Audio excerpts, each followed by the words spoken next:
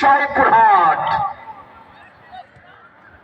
আবার পাল্টা আক্রমণ, বল পেয়ে গেছে আলো। আলো থেকে দিয়েছিল সতীর্থ ফুটবলের উদ্দেশ্যে, দখল নেবার চেষ্টায়, সেক্ষেত্রে রিপনের কবজা বল, জার্সি নাম্বার 11 রিপন এখন রেখেছে নিজের নিয়ন্ত্রণে, ব্যাকপাস করেছিল আলোর উদ্দেশ্যে, চমৎকার ভাবে দিয়েছে পারভেজ, দলের ক্যাপ্টেন পারভেজ থেকে আরিফ থেকে আলো, মেরেছিল বলটাকে, অল্পের জন্য রক্ষা হয়ে গেল, কাজের কাজটি কিন্তু করতে পারে নাই, সরাসরি বল চলে গেছে ফার্স্ট ডাজনের সাইডে মাঠের বাইরে।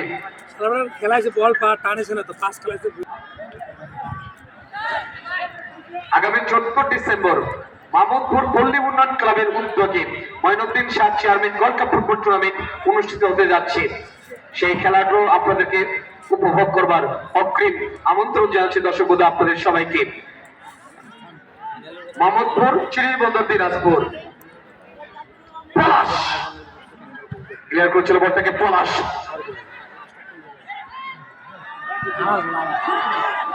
পাল্টা আক্রমণে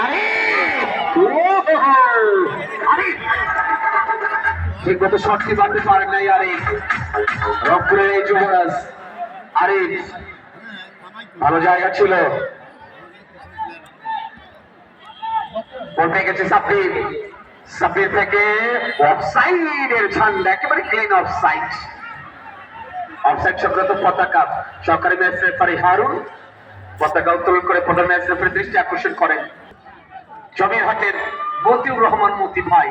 আবার সে কথায় পরে আসছে মঈনুল, দুটি গোল করছে এই খেলাটি, জার্সি নাম্বার 8 দুটি গোল করেছে, প্রথম গোল দাতার জন্য ছিল আমাদের আতাউর রহমান ভাই, প্রধান অতিথি মহোদয়, তার পক্ষ থেকে 1000 টাকা, সেটা কিন্তু ইতিমধ্যে পেয়ে গেছেন আলো, আলো থেকে সাব্বির।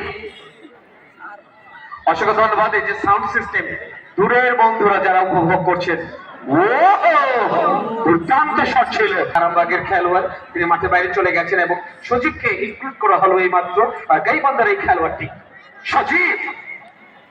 মাটির কবজা বল, মাটি দেখেছে নিজের নিয়ন্ত্রণে, এখন পর্যন্ত দিনাজপুর এই ছেলেটি মাটি রাখতে পারেন নাই, পারভেজ ক্লিয়ার করছিল বলটাকে, সরাসরি বল পাঠিয়ে দিলেন টাচ লাইনের বাইরে, লম্বা করে থ্রোয়িং,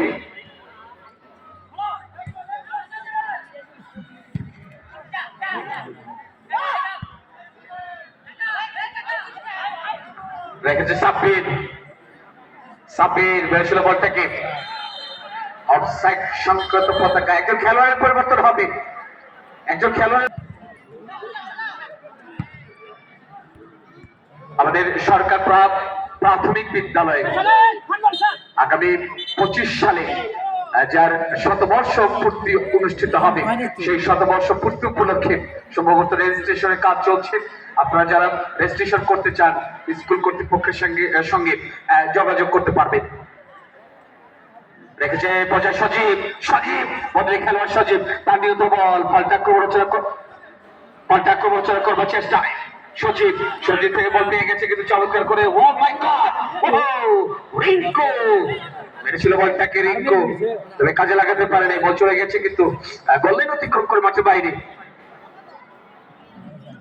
লম্বা করে থ্রোয়িং, আলো,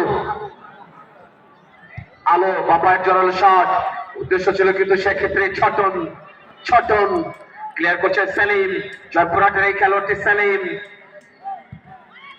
থেকে চমৎকার ভাবে মেরেছিল সতীর্থ ফুটবলার, আবার পাল্টা করবার চেষ্টা মাইনুল থেকে বল পেয়ে গেছে পারভেজ, ওয়ান সেকেন্ড আরো একবার রাজশাহী দলের পারভেজ ক্লিয়ার করছে পলাশ,